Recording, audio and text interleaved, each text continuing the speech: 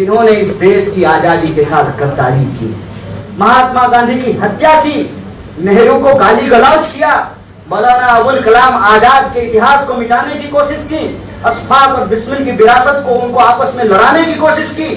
वह जो अंग्रेजों की चापलूसी और दलाली किया करते थे, जासूसी किया करते थे, वो आज चाय पर चर्चा करने के लिए आए हैं। प्रधानमंत्री झूठ ही सही अगर ये कहते हैं कि वो चाय बेचे हैं, फिर इस देश का प्रधानमंत्री बने हैं, तो उनको नेहरू को धन्यवाद कहना चाहिए, उनको कांग्रेस पार्टी को धन्यवाद कहना चाहिए। लेकिन इन मूर्खों को कोई समझाए, इतिहास के किताब बदल देने से इतिहास नहीं बदलता है। इसीलिए वो पूरी ताकत लगा रहे हैं कि बांग्लादेशी घुसपैठियों के नाम पर भाजपा बंगाल में कैसे घुसपैठ करे। तो अभिमान से कहता है जय शाह का पप्पा कि 50 साल तक राज करेंगे। कैसे भाई? 5 मिनट के बाद हमारे आपके साथ क्या होगा? सर पे ये छत गिर जाए, हम अभी मर जाएं, जा रहे हैं, एक्सीडेंट हो जाए तो जिंदगी खत्म हो जाए, जिंदगी का कुछ मालूम नहीं। आपको कैसे मालूम है 50 साल तक आप राज करेंगे? क्योंकि उन्होंने बेईमानी कर लिया था। चोर चोर मौसेरा भाई, चोर चोर मौसेरा भाई, ये रिश्ता इन्होंने इस तरह से बनाया है कि तुम बेईमानी करो, खुल्लम खुल्ला मेरे लिए बेईमानी करो, और तुम जब बेईमानी करोगे, तुम्हारे बेईमानी से हम चुनाव जीतेंगे, और जब तक हम चुनाव जीतते रहेंगे तब तक तुमको बचाते रहेंगे। सैया भय खुदबाल तो अब डर का है। दावे के साथ कह रहे हैं, दिन दहाड़े खुल्लम खुल्ला कह रहे हैं, और तुमको चुनौती दे करके कह रहे हैं कि तुम वोट चोरी कहोगे, करोगे तो डंके के चोट पे चोर को चोर कहेंगे और तुम वोट चोरो, ये नारा हम लगाएंगे। हर एक बात पे कहते हो तुम कि तुम क्या है, हर एक बात पे कहते हो तुम कि तू क्या है, तुम ही कहो कि अंदाजे गुफ्तगू। बड़ा गजब का दौर है साहब, इधर देखो उधर शोर है, कोलाहल है। इस शोर और कोलाहल में कोई एक बात समझना पड़ेगा कि आज लड़ाई क्या है।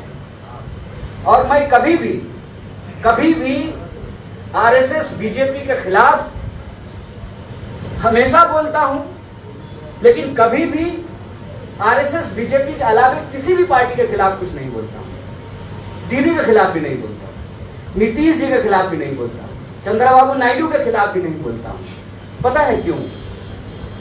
रिमोट जिसके हाथ में है ना, उससे लड़ना चाहिए। बिना मतलब का नाम लेने का कोई मतलब नहीं है। लेकिन बंगाल के लोग ये बात बखूबी समझते हैं कि दीदी से होगा नहीं और मोदी चलेगा नहीं, दीदी से होवे ना मोदी चलवे ना। वो समझते हैं कि बंगाल की स्थिति क्या है और भाजपा इतनी बेचैन क्यों है। भाजपा इतनी बेचैन इसलिए है कि उसको मालूम है कि लोग दीदी से थक रहे हैं। पिछली बार भी मोदी को बंगाल नहीं आने देना है, इसीलिए दीदी को वोट दे दिया। ये सच्चाई है। बोलिए हम झूठ बोल रहे हैं? अगर हम झूठ बोल रहे हैं तो वापस चले जाएंगे। सही बात। मोदी को नहीं आने देना है इसलिए वोट दे दिया।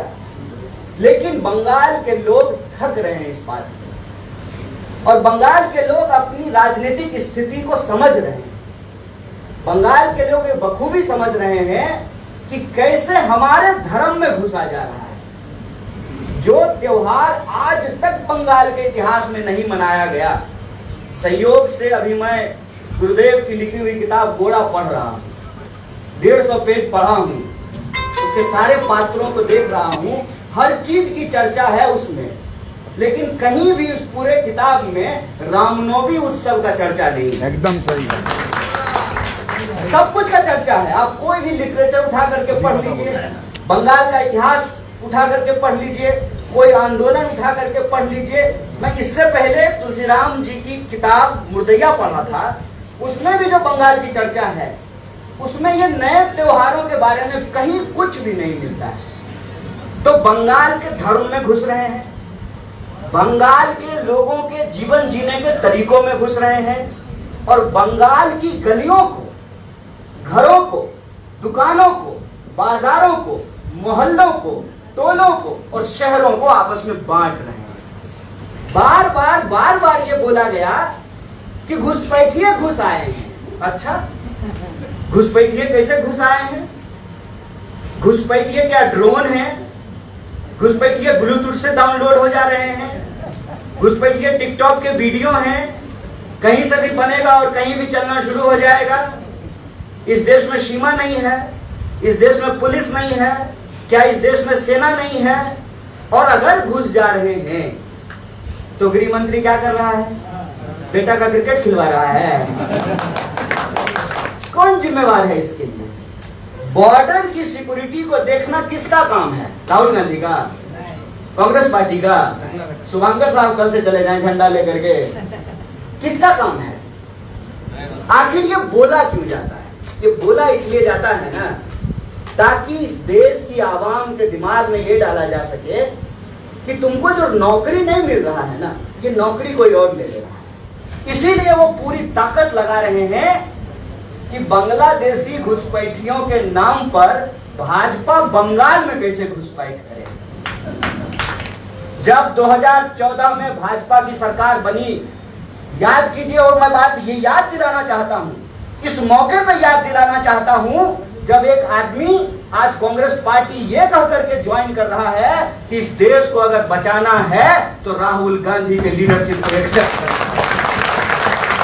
याद कीजिए 2014 से पहले देश में एक आंदोलन हो रहा था।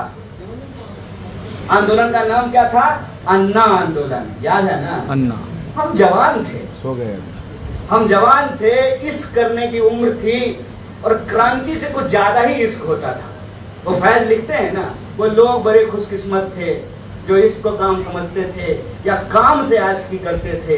हम जीते जी मसरूफ रहे, कुछ इश्क किया, कुछ काम किया, फिर तंग आकर एक दिन दोनों को अधूरा छोड़ दिया।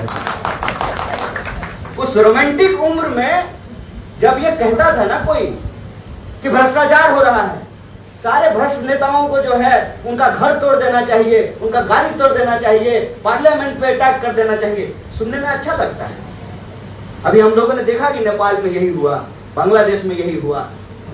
वो जब हो रहा था तो नफरत थी कांग्रेस की सरकार के प्रति, कांग्रेस के मंत्रियों के प्रति नफरत था नौजवानों के मन में। और सपना क्या दिखाया जा रहा था कि कांग्रेस करप्ट है, कांग्रेस खराब है, और सपना दिखाया जा रहा था कि एक बार मोदी जी देश के प्रधानमंत्री बन जाएं, हर युवा को रोजगार मिलेगा, हर साल 2 करोड़ नौकरी दी जाएगी, सारा काला धन जो स्विस बैंक में जमा है वो लाया जाएगा भारत, और एक एक आदमी के खाते में 15-15 लाख रुपया पहुंचाया जाएगा। अगर मान लीजिए कि आपके घर में 5 लोग हैं तो आपके घर में 75 लाख रुपया पहुंचेगा। किसानों को उनके फसल का दाम डबल मिलेगा, महिलाओं पे अत्याचार बंद हो जाएगा, हर लोगों को पक्का मकान मिलेगा, घर मिलेगा। याद है वो सब वादा? तब लग रहा था कि ये बस सरकार बदली है। सरकार नहीं बदली थी, सोच बदली थी। सरकार नहीं बदली थी, विचार बदला था। सरकार नहीं बदली थी, इतिहास का किताब बदलने की साजिश रची गई थी। लेकिन इन मूर्खों को कोई समझाए, इतिहास के किताब बदल देने से इतिहास नहीं बदलता है। वक्त लगता है, लेकिन सच झूठ के किसी भी बादल को चीर करके सामने खड़ा हो जाता है। और सच आज हमारे सामने है, और सच ये है कि जिन्होंने इस देश की आजादी के साथ गद्दारी की, जिन्होंने इस देश के संघर्ष के साथ गद्दारी की, शहीद आजम भगत सिंह, सुभाष चंद्र बोस, महात्मा गांधी की हत्या की, नेहरू को गाली गलौज किया, मौलाना अबुल कलाम आजाद के इतिहास को मिटाने की कोशिश की, अशफाक और बिस्मिल की विरासत को उनको आपस में लड़ाने की कोशिश की, वह जो अंग्रेजों की चापलूसी और दलाली किया करते थे, जासूसी किया करते थे, वो आज चाय पर चर्चा करने के लिए आए हैं। प्रधानमंत्री झूठ ही सही, अगर ये कहते हैं कि वो चाय बेचे हैं फिर इस देश का प्रधानमंत्री बने हैं, तो उनको नेहरू को धन्यवाद कहना चाहिए, उनको कांग्रेस पार्टी को धन्यवाद कहना चाहिए। अगर इस देश में जमहूरियत नहीं होता तो मेरी माँ आंगनबाड़ी में काम करती है, क्या हम प्रधानमंत्री के खिलाफ अपनी आवाज को उठा पाते? जिस देश में लोगों को जूता पहनने का अधिकार नहीं था, सर पे छाता रखने का अधिकार नहीं था, घोड़ा पे चढ़ने का अधिकार नहीं था, 21वीं सदी में आप मर्सिडीज पर चढ़ सकते हैं लेकिन घोड़ी पे नहीं चढ़ सकते हैं। बताइए कितना कमाल का देश है। आपको लगता है कि जमहूरियत वरदान में मिला है? लोक लाज से चलता है लोकतंत्र, लोगों के अधिकार से चलता है लोकतंत्र। लोकतंत्र अगर मिला है तो लोगों की भागीदारी से मिला है, और यह जो SIR है यह लोगों की भागीदारी को समाप्त कर देना चाहते हैं। एक क्रोनोलॉजी समझिए कि अन्ना आंदोलन शुरू हुआ और हुआ कि बदलाव आएगा देश में। 14 में बदलाव तो हुआ, लेकिन वो बदलाव सकारात्मक नहीं नकारात्मक था, देश को आगे नहीं पीछे ले जा रहा था। देश के लोगों को छेड़िए, अपनी भी डिग्री छुपा रहा था, अपनी साड़ी छुपा रहा था। जिसने अपनी साड़ी चलाई नहीं वो घर घर जाकर के सिंदूर बांट रहा था। है ना कमाल का बात? जिसने अपनी पत्नी छोड़ दी वो घर घर जाकर के सिंदूर बांट रहा था, और जब माल का बात आया तो भारत पाकिस्तान का दुबई में मैच करा रहा है ना कमाल की बात? ये सब हम अपनी आंखों के सामने देख रहे हैं। इसीलिए SIR की क्रोनोलॉजी समझिए। जब 14 में सरकार बनी तो अभिमान से कहता है जय शाह का पप्पा कि 50 साल तक राज करेंगे। कैसे भाई?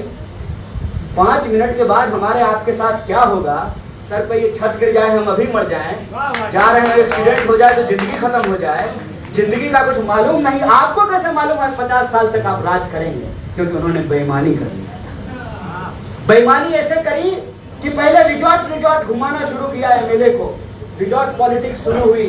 फिर CD बनाया, नेताओं को CD बनाया, फिर ED भेज करके उनको डराया धमकाया, और जो सारे लोग पहले भ्रष्टाचारी कहलाते थे, भाजपाई होते ही सारे सदाचारी बन गए, राष्ट्रवादी बन गए। और जब नई सरकार आई तो इन्होंने नया प्रोग्राम बनाया।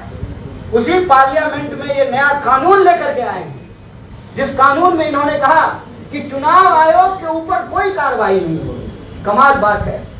राज्यसभा के सांसद हमारे बीच मौजूद हैं। अभी एक अध्यादेश सरकार लेकर के आई कि मुख्यमंत्री और प्रधानमंत्री भी कानून से ऊपर नहीं है। 30 दिन तक अगर वो जेल में रहेंगे तो उनको अपने पद से इस्तीफा देना पड़ेगा। मेरा एक सीधा सवाल है, जब मुख्यमंत्री और प्रधानमंत्री भी कानून से ऊपर नहीं है तो चुनाव आयोग को कानून से ऊपर क्यों रखा गया है? ये बात हमको बताइए। चोर चोर मौसेरा भाई, चोर चोर मौसेरा भाई, ये रिश्ता इन्होंने इस तरह से बनाया है कि तुम बेईमानी करो, खुल्लम खुल्ला मेरे लिए बेईमानी करो, और तुम जब बेईमानी करोगे तुम्हारे बेईमानी से हम चुनाव जीतेंगे, और जब तक हम चुनाव जीतते रहेंगे तब तक तुमको बचाते रहेंगे। सैया भय खुदबाल तो अब डर का है ना?